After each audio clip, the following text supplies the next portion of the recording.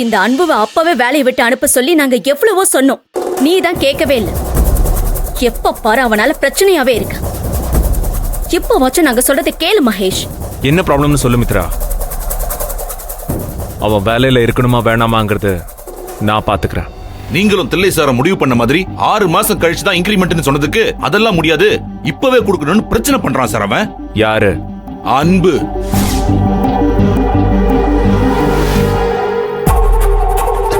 Dot 6 மாசத்துக்கான மொத்த பேமெண்ட்டும் increment கொடுக்கும்போது சேர்த்து கொடுப்பேன்னு சொன்னார்ல, அது அவன்கிட்ட சொன்னீங்களா?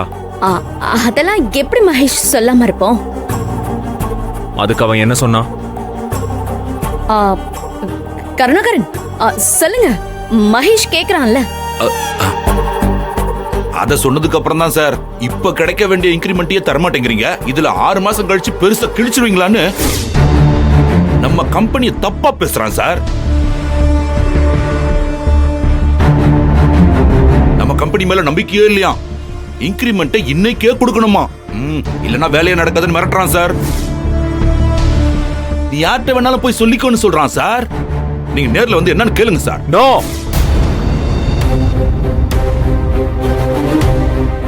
நான் நேர்ல வந்தா தேவையில்லாம பிரச்சனை வேற மாதிரி ஆயிடும்.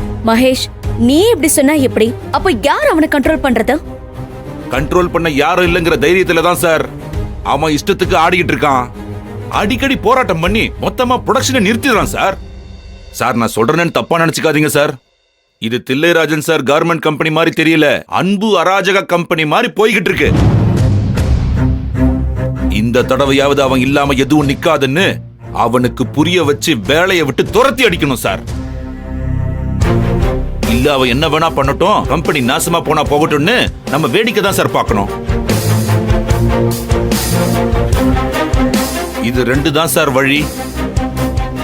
கருணாகரன் சார், அவசரப்படாதீங்க. அவனை ஈஸியாலாம் வேலையை விட்டு தூக்கிட முடியாது. தில்லை அங்கிள் விட்டுடவும் மாட்டார்.